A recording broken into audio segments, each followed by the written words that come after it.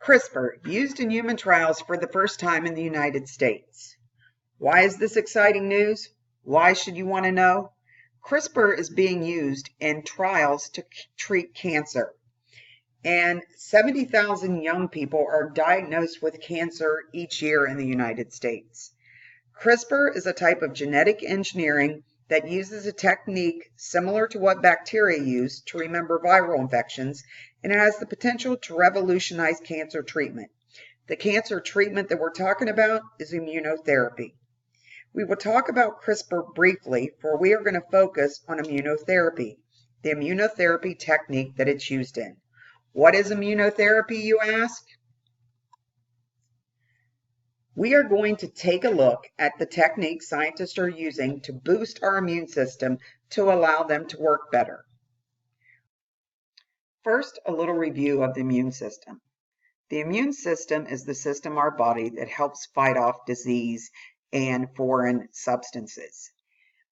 We are going to be taking a look at some of the cells that actually function in fighting cancer, such as natural killer cells, which actually destroy the cell membrane and cause the cell to die, macrophages and dendritic cells that recruit other immune cells to do their job, B cells, which stick to targets on the cancer cells and trigger even greater immune responses, and T cells, which can directly kill cancer or can recruit other cells to help kill cancer. T cells are the cells that we are going to focus on. This slide is to help you understand how T cells work. T cells have receptors on their surface. Those receptors interact with proteins or antigens on the surface of other cells in our body. When that interaction occurs, the T cells either recognize that cell as being self, or they recognize it as being foreign. If they recognize it as being foreign, the T cell is triggered to destroy the cell and kill it. This is how T cells function in fighting cancer.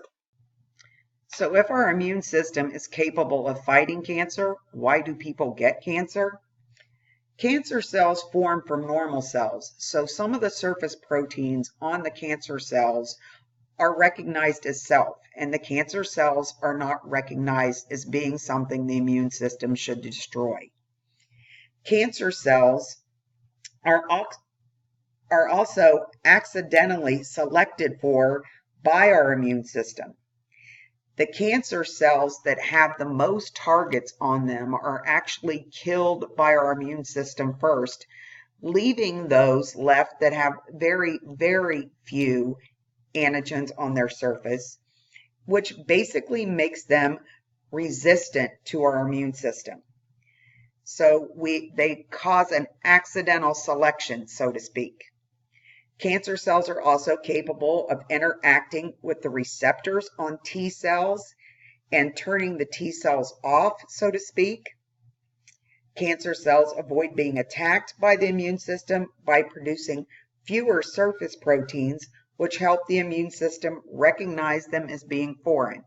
So if our immune system cannot recognize them, they won't attack them.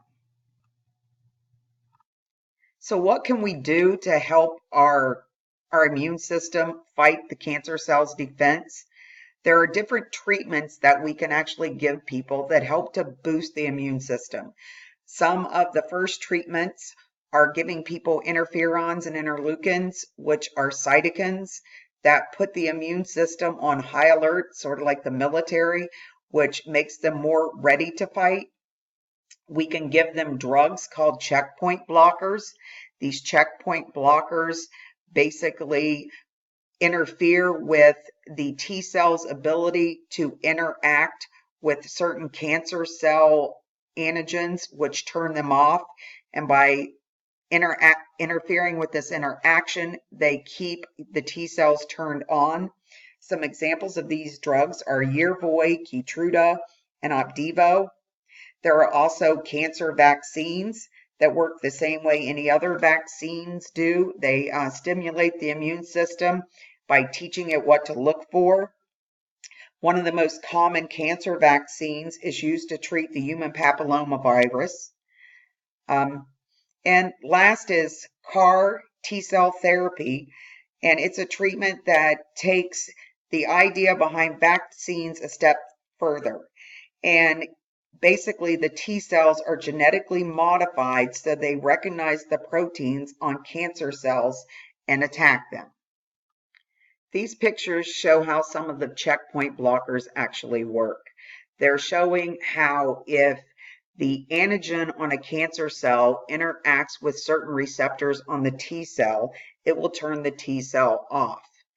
Certain drugs, and Yervoy and Keytruda are shown that they block specific antigens on the tumor cells, which keep them from interacting with the receptors on the T cells, which keeps the T cells turned on and allows the T cells to do their job. Sometimes the T cells need help actually recognizing the tumor. And in this case, this is where CAR T-cell therapy comes into play. And CAR T-cell therapy is used in conjunction with a process called adoptive cell transfer, or ACT. And it's similar in my thought to dialysis or bone marrow treatment, but in this case, they're using a person's own T cells to treat the cancer. The T cells are extracted from the patient. They are modified to target the cancer cells, and they can be modified in different ways. And it's showing they can be modified using viruses or they can be genetically engineered. They are then cultured to increase their numbers. And once they have enough T cells cultured, they basically wipe out a person's immune system and then infuse the T cells back into their body in hopes that those T cells will be regenerated by the body and all of them will be used to fight cancer. Chimeric antigen receptors, or CARs, are synthetic molecules that are actually attached to T cells, and that's how CAR T cells get their name. The CAR T cells are synthetically modified by attaching very specific receptors to this T cell, which allow them to better identify cancer cells and attack those cancer cells. When I say it's very specific, they can make this very personal by checking a person's tumor and finding some of the antigens on that tumor and making CAR T cells specifically for that person. There are different ways of modifying T cells. Scientists can use viruses or they can now use CRISPR. CRISPR is the technique that I used at the beginning of this to introduce the whole concept of immunotherapy. And CRISPR stands for clustered, regularly interspaced, short palindromic repeats, which serve for the basis of the bacterial immune system. And we have used what we know about how bacteria fight off viruses to develop a system for genetic engineering. CRISPR uses a guide RNA molecule to help locate certain sections of DNA. Once it finds the DNA it's looking for, the Cas9 enzyme cuts the DNA, and a new DNA template can be inserted into that DNA section. DNA repair enzymes itself will finish making the double strand of the DNA.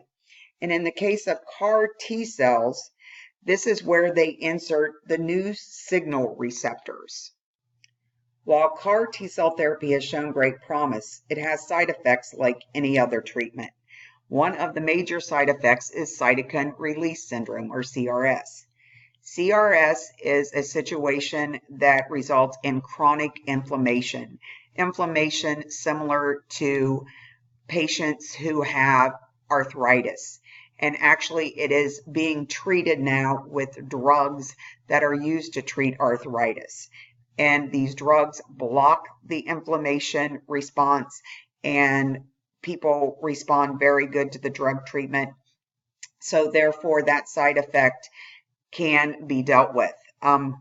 Another side effect is B-cell aplasia, which basically means the other B cells that we talked about earlier from the immune system are wiped out. And in order to battle this side effect, doctors have to give patients immunoglobulin therapy to boost their immune system. Other side effects that have been noted are cerebral edema, which is basically swelling on the brain, which can be fatal. That occurs in rare cases, but it is a side effect that has been noted in trials. And other neurotoxicities have been noted, which result in confusion and even seizure-like episodes. As promising as CAR T-cell therapy is, it can only bind to antigens on the surfaces of cells. It's presently used mostly in blood cancers because it doesn't function well on solid tumors, because solid tumors tend to create microenvironments that hamper the immune response. Hopefully, this presentation has helped you understand about the immunotherapy system and CAR T-cell therapy more specifically, and hopefully a little bit about CRISPR, which we will talk about more when we talk about genetic engineering.